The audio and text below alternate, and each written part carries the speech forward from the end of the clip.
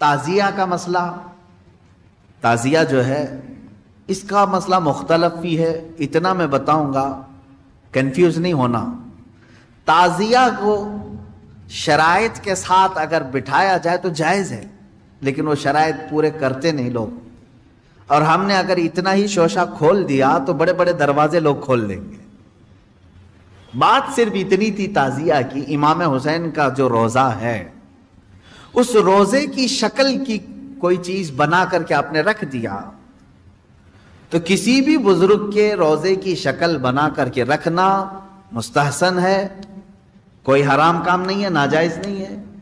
جیسے ہم گنبد خضرا بناتے ہیں، خانہ کعبہ بناتے ہیں، ہوتا ہے گنبد خضرا جہاں ہوگا ہم تعظیم کے ساتھ دیکھتے ہیں، لیکن اس کے ساتھ اگر ایسے معاملات ہوں کہ اس کو لے کر کے سڑکوں پہ ہم گھومیں گے، ناچیں گے، اور پھر اس پر چڑھاوے کریں گے، پھر اس کے ساتھ اپنے اپنے عقیدے جوڑ لیں گے، تو یہاں سے شیطان پھر گمراہ کرنا شروع کرتا ہے۔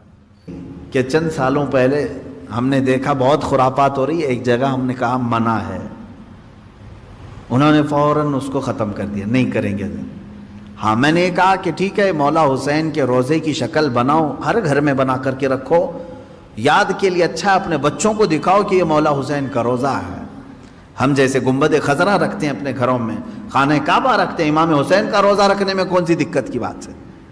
میں اتنا زیادہ مخالف نہیں ہوں اس چیزوں کا، رکھو، آپ پیتل کا بناتے بناؤ، تانبے کا بناتے بناؤ، سونے کا بناتے ہو بناؤ، اس میں حرج نہیں۔ ہم جس چیز کی مخالفت کرتے ہیں وہ خرافات و حرام کاریاں جس کو باہر سڑکوں پر کیا جاتا ہے، میں اس کا مخالف۔ خیر بات آئی، بند ہو گئی، لیکن ہوتا کیا تھا معلوم ہے؟ چند دنوں کے بعد دوسرا محرم آیا تو گھر والے کہتے ہیں کہ حضرت وہ تو بند ہیں لیکن بچے ویسے ہی ناچ رہے ہیں، ہاتھ ایسے لمبے کر کے خود پنجہ بن گئے ہیں اور ناچ رہے ہیں۔ تو میں اس چیز کو مثال میں اس لیے بتا رہا ہوں کہ بنی اسرائیل بچھڑے کی پوجا کرتے تھے، حکم آیا ان کے قتل کا، قتل بھی ہوئے، بچھڑا بھی مار دیا گیا، لیکن زمانے تک ان کے دلوں سے بچھڑے کی محبت گئی نہیں تھی۔ وہی ذکر آج کی آیت میں میں نے پڑھا ہے، اللہ فرماتا ہے ثم اتخذوا العجل من بعد ما جاءتهم البینات، پھر یہ بچڑے کو ایسا لے کر کے بیٹھے رہے جبکہ ان کے سامنے کھلی ہوئی نشانیاں تھی۔ وَأُشْرِبُوا فِي قُلُوبِهِمُ الْعِجْلَ، اللہ فرماتا ہے ان کے دلوں میں ایسا لگتا ہے بچڑا پلا دیا گیا ہے، پی گئے ہیں بچڑے کو، اتنی محبت تھی، جبکہ روشن آیتیں اور دلیلیں دیکھی۔ تو خلاصہ یہ ہے میرے عزیزو، کہنے کا مطلب کہ بعض چیزیں گمراہیاں ایسی ہیں جن کو چھوڑنے کے بعد بھی وہ کچوکے لگاتی رہتی ہیں، برے گناہ بھی ایسے ہیں جن کو چھوڑنے کے بعد وہ دوبارہ دماغ میں وسوسے ڈالتے رہتے ہیں۔ ان کاموں کو حتمی طور پر اپنے تصور میں بھی نہ آئے۔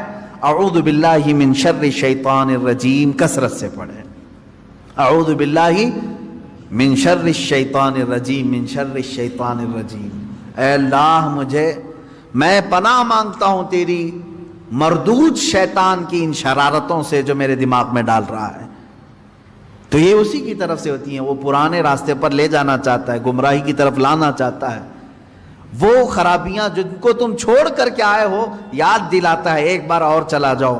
اس کے لیے کثرت سے یہ پڑھا کریں، جب جب ایسا وسوسہ آئے کہیں اعوذ باللہ من شر الشیطان الرجیم۔ آج ہی صبح گناہ سے توبہ کیا، سوچا کہ نہیں کروں گا یہ گناہ، لیکن رات ہوتے ہی پھر خیال آیا ایک بار اور کر لو، میں بتا رہا ہوں فوراً اس وقت یہ پڑھو اعوذ باللہ من شر الشیطان الرجیم۔ اے اللہ میں تو چھوڑ چکا تھا، شیطان مردود پھر مجھے لا رہا ہے وسوسے، میں تیری پناہ مانگ